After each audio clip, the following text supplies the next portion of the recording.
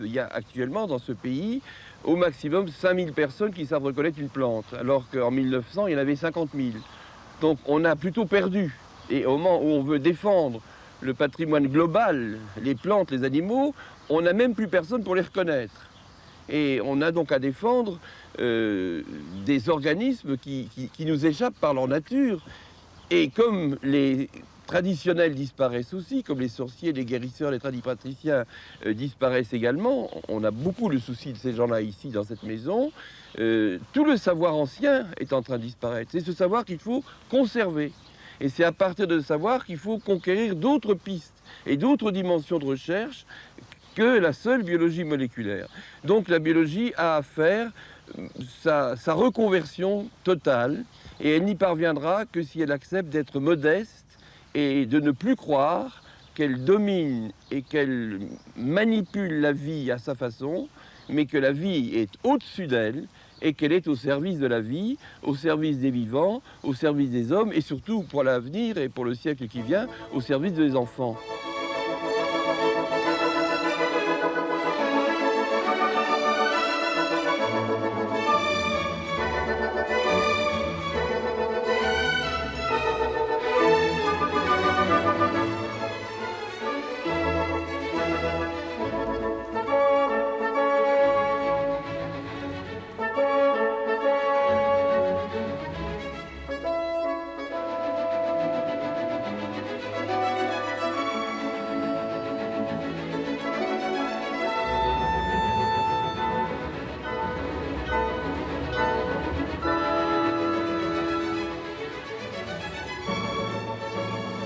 Alors nous sommes dans un cloître du XIIIe siècle, franciscain, où un certain nombre de collègues universitaires, et d'ailleurs des non-universitaires également, ont décidé de créer en 1972 un Institut européen d'écologie.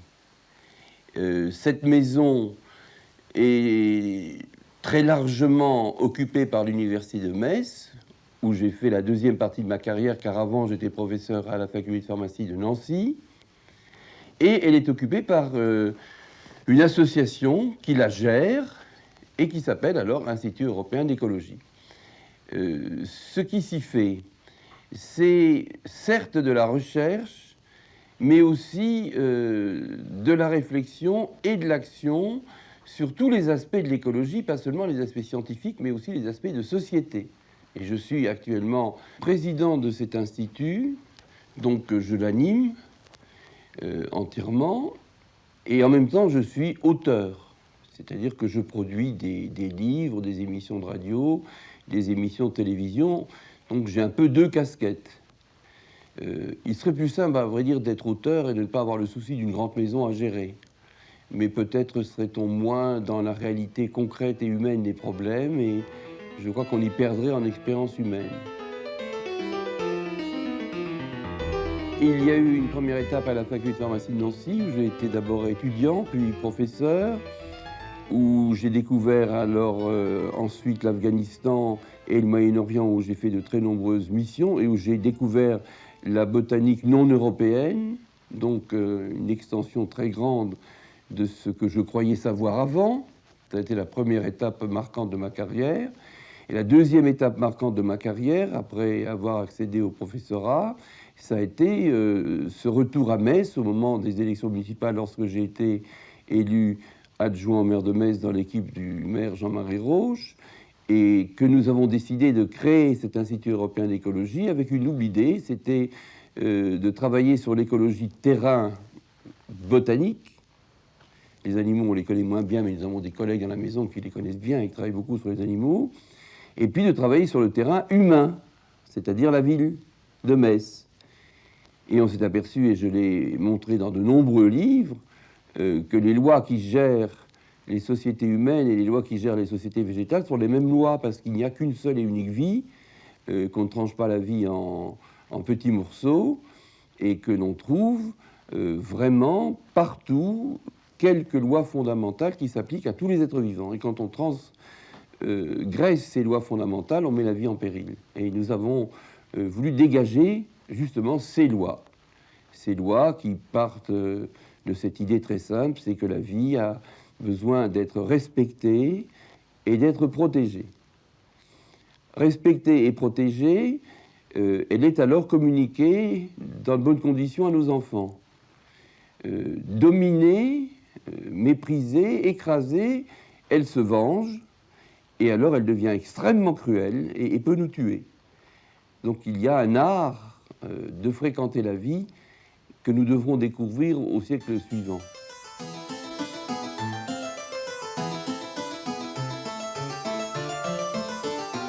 Lorsque je suis venu pour la première fois dans ce bâtiment, je ne connaissais pas. C'était en 1971.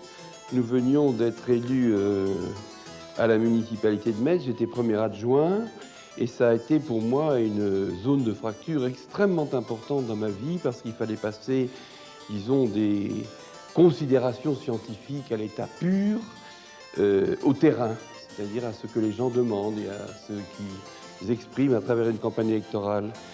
Et pour moi, ça a été vraiment une fracture très importante dans mon existence, où je suis passé d'une conception de la science, avec un L majuscule, un S majuscule, la science qui sait tout, la science qui peut tout, la science qui sauvera l'humanité, la science qui était la grande affaire du XXe siècle, à quelque chose de beaucoup plus modeste, qui est une science au service des hommes, qui est une science en relation avec la nature, mais humble, qui est une science moins arrogante et qui est au fond cette fameuse science avec conscience qu'avait rêvé Montaigne.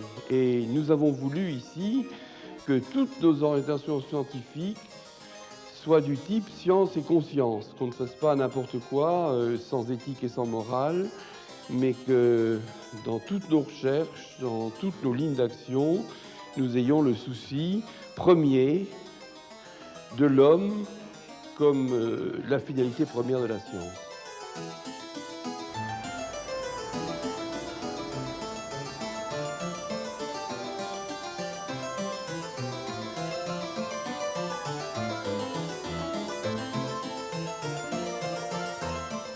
Alors voici le jardin des plantes médicinales qui traditionnellement accompagnent les cloîtres.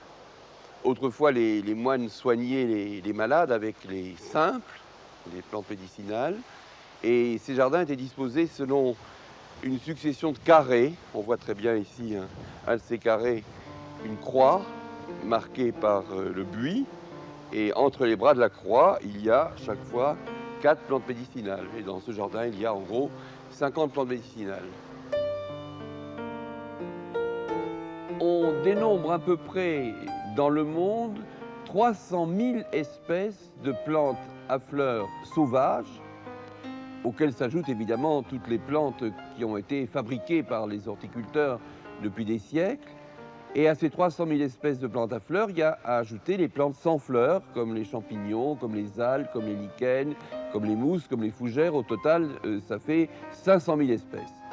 Et en France, il y a à peu près 5 000 espèces, donc la flore française représente 1/100e de la flore mondiale, c'est très peu.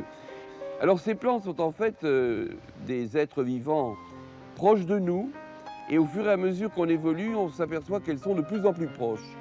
Je pense à 2 thèmes que j'ai traités dans 2 livres. L'un sur la vie sociale des plantes, où j'ai montré comment les comportements, entre guillemets, des plantes entre elles, de compétition, d'affrontement, ou au contraire de symbiose, de coopération. J'ai montré qu'il y avait des hiérarchies, qu'il y avait des harmonies, qu'il y avait de l'ordre, qu'il y avait de l'organisation. Ça ressemble tout à fait aux lois qui président à nos sociétés. Et là, on s'aperçoit que les plantes sont très proches de nous. Et je pense à un 2e livre qui s'appelle « Les langages secrets de la nature », où j'ai montré tout ce qu'on avait appris depuis une vingtaine d'années sur la sensibilité des plantes.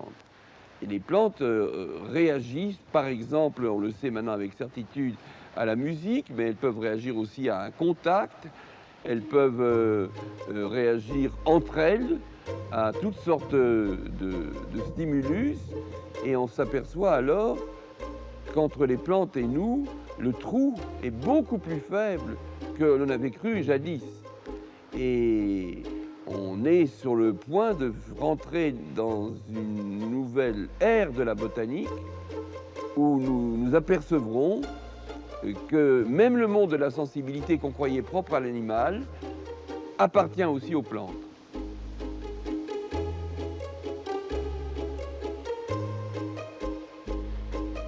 Les jardins ont occupé une place considérable dans ma vie. J'ai été élevé par mon grand-père dans un magnifique jardin. J'en garde le souvenir des fleurs magnifiques, des odeurs d'iris, des encolies que j'appelais les mélancolies. Et cela m'a marqué pour toujours. Il a fallu, au moment de la guerre, quitter ce jardin. C'était l'évacuation. Et je l'ai vécu comme l'homme a vécu la fin du jardin d'Éden. C'était la fin de mon jardin d'Éden. À partir de là, la terre est devenue plus aride. Il a fallu la labourer, la jardiner, s'en occuper. C'est ce que j'ai fait toute ma vie, avec amour. Et aussi avec cette idée que tout cela est étendu non pas vers le passé qui le nourrissait, mais vers l'avenir, qui était le vrai jardin auquel je suis naturellement porté comme la goutte d'eau vers la mer. C'est le jardin du paradis. Et ma vie est un nomadisme avec une certaine précarité dans les œuvres humaines, sur la route de ce jardin, sur le pèlerinage qui va dans ce jardin de bonheur, dans ces terres éternelles où je pense que tout se retrouve à la fin des fins.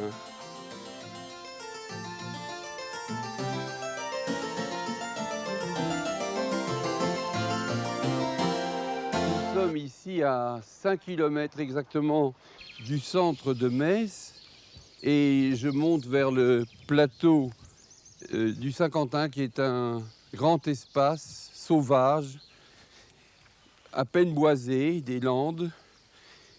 C'est un lieu de nature, on ressent la nature très fort et pour moi c'est à la fois le lieu d'un exercice de marche quotidienne et puis le lieu de récupération et de méditation. Et pas question évidemment d'apporter ici un téléphone portable. C'est le silence que l'on recherche et le temps de se retrouver au fond de soi-même avec les autres qui sont d'autant plus présents qu'on a pris un peu de distance pour les aimer et Dieu.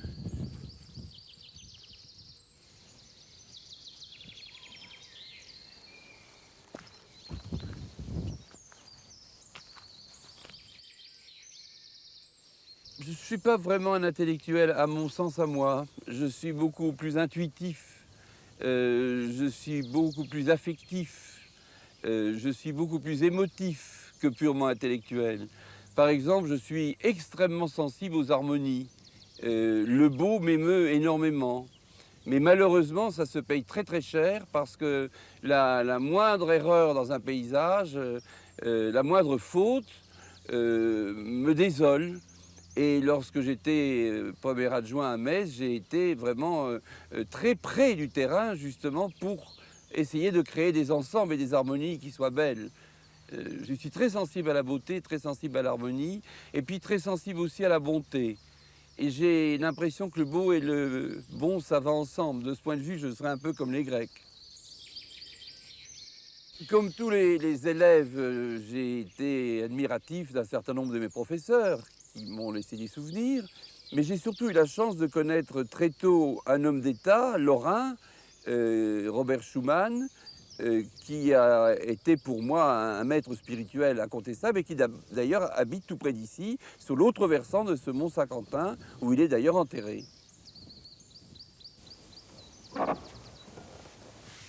Alors nous nous trouvons ici dans la maison de Robert Schuman et j'ai un souvenir, on était d'habitude accueillis par l'extraordinaire petite gouvernante qui était toute petite et puis qui avait une voix perchée et qui disait « Oh Jean-Marie, le président vous attend, vous êtes en retard Jean-Marie ». Je dis « Mais non, je ne suis pas en retard, je ne suis jamais en retard. » Si, vous êtes toujours en retard, vous êtes toujours en retard.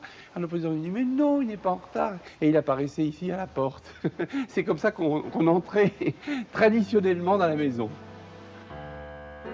J'évoque Robert Schuman, tout le monde sait qu'il a été l'un des pères fondateurs de l'Europe. Il y a de ça une quarantaine d'années, une cinquantaine d'années même. Et ma famille est très liée à la sienne, de sorte que c'est ma tante, qui vit toujours aujourd'hui encore, qui lui a trouvé cette maison en 1924. Et il s'y est installé à ce moment-là, bien qu'il ait été député de Thionville. Mais Thionville et Metz, ce sont deux villes extrêmement proches. Alors je venais le voir très souvent, nous venons nous installer très souvent ici quand il faisait beau. Et puis avec ce vieil homme politique, qui était un grand homme politique, nous refaisions le monde parce que j'étais le jeune et il était un peu mon père spirituel, en quelque sorte. Et c'est comme ça que j'ai appris ce qu'était dans son plus haut niveau et dans sa plus haute qualité humaine, la politique. Alors on va aller visiter la maison parce que c'est là qu'on va découvrir un peu le lieu où nous nous trouvions.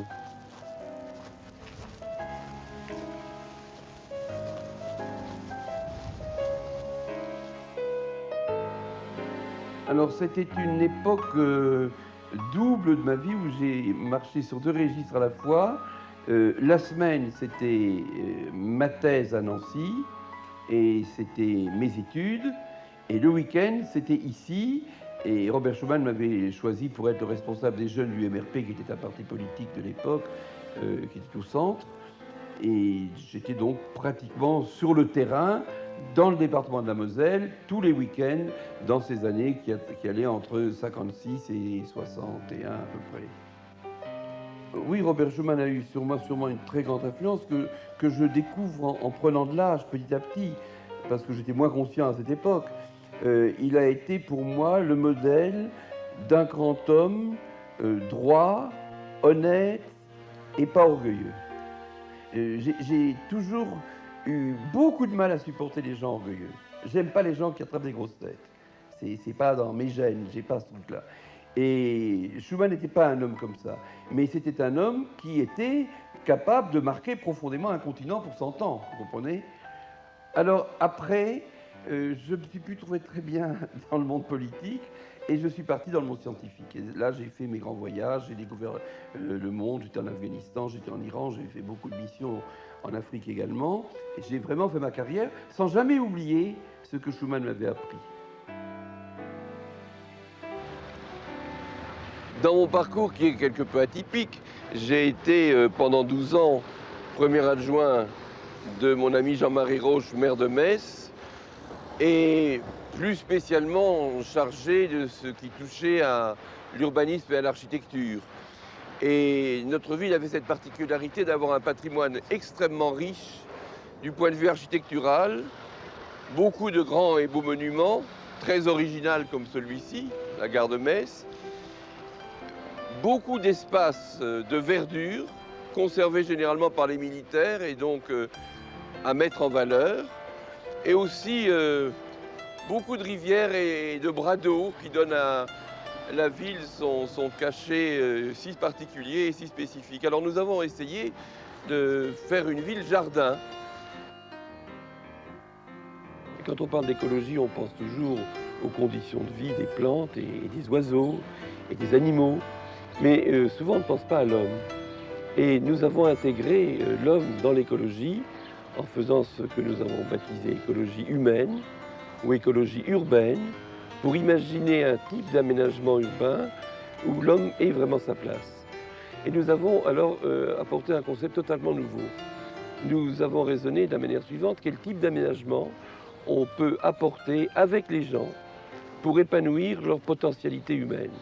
Le besoin de se rencontrer, le besoin de silence et de méditation dans des jardins appropriés, calmes, le besoin d'explorer dans des petites venelles anciennes avec des maisons médiévales, le besoin aussi de pouvoir développer un projet avec des lieux de créativité, dans le centre-ville en particulier. Et ça, nous l'avons fait avec les gens. C'est-à-dire que nous avons, grâce au journal local, fait à maintes reprises des enquêtes participatives, à une époque où ce n'était pas du tout la mode encore. Et nous avons, à ce moment-là, fait des aménagements en fonction de la demande réelle des gens.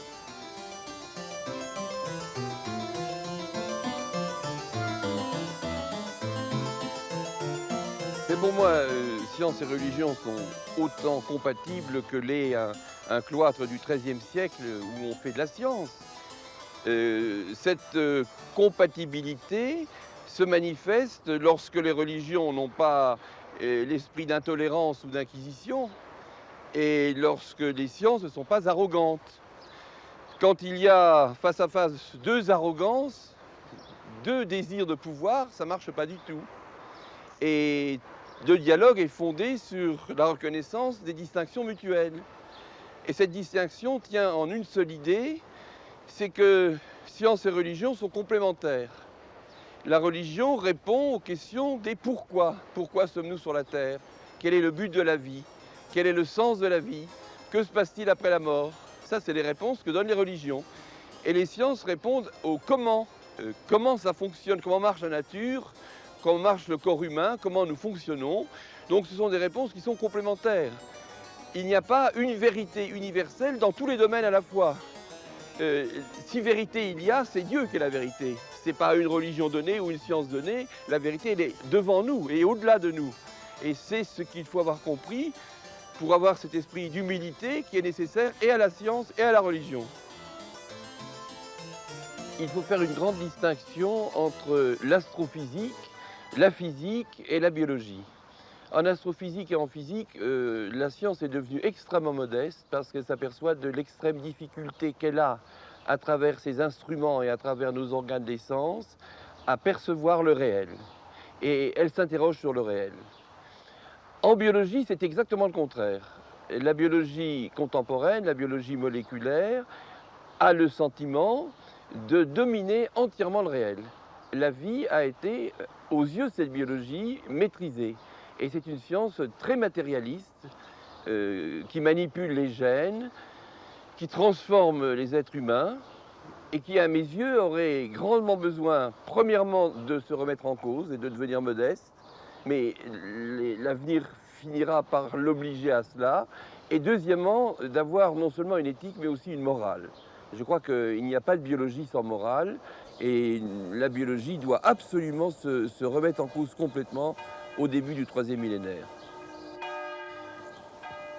On a le sentiment qu'on peut tout faire, qu'on peut prendre, je ne sais pas moi, le gène d'une violette et l'instiller à un taureau et ça donne alors une vache violette comme on en voit à la télévision. La biologie donne l'impression qu'elle peut tout faire, que c'est une sorte d'immense mécano, une espèce de jeu de Lego où on prend un petit peu quelque chose là, on l'ajoute là et on peut tout reconstituer comme on veut. On peut rendre la santé à celui qui est malade en changeant ses gènes, on peut rendre les plantes subitement productrices de rendements extraordinaires. On croit qu'on est les grands apprentis sorciers, qu'on est vraiment les Prométhées. Et moi, je ne suis pas sûr que cette biologie prométhéenne soit une biologie prometteuse. Je pense qu'elle est prometteuse de beaucoup d'ennuis et que nous risquons d'avoir des accidents de type vache folle, qu'on baptisera alors peut-être les herbes folles, parce qu'on aura laissé partir dans la nature une plante trafiquée, modifiée, qu'on ne contrôlera plus, qu'on ne pourra pas récupérer dans les laboratoires parce qu'elle sera partie, et qui pourrait avoir des conséquences graves. Il y a des risques qui ne sont pas nuls. Donc, dans ce domaine de la biologie, il faut aller beaucoup moins vite. Et je suis tout à fait partisan d'un moratoire en ce qui concerne les plantes génétiquement modifiées que l'on veut relancer un peu partout dans la nature dès à présent. La société, à mes yeux, ici en Europe, est marquée par la modernité. Et la modernité, c'est d'abord le rejet du père, c'est-à-dire le rejet de Dieu, qui a été souvent d'ailleurs un père autoritaire dont on a envie de se débarrasser, ce que je comprends tout à fait bien. Seulement, en manque de bol, on a besoin d'aimer. Et dans cette phase adolescente de la vie collective dans laquelle nous sommes, nous cherchons des points de repère. Et notre société est tout entière à la recherche de points de repère. Elle a même réinventé les philosophes, comme les Grecs. C'est-à-dire qu'on a pris 2000 ans de retard, si l'on peut dire. C'est pas tant pis pour eux, mais c'est ce que je pense en mon fort intérieur. Alors que nous avons besoin d'aimer un père comme le fait un fils adulte. Et ça, pour moi, c'est le but de la société du troisième millénaire. Ce qui est important à mes yeux, c'est la bonté, c'est la tolérance, c'est la compassion et une sorte même d'infinie miséricorde pour tous ceux qui rament péniblement, laborieusement ou lamentablement dans la vie. Je pense que la bonté dans le regard et dans le cœur, c'est la plus grande vertu de l'homme. C'est ce qu'il y a de plus important. C'est l'amour en fait. C'est le moteur de la vie. C'est l'image que j'aimerais que les gens gardent de moi, oui, c'est vrai.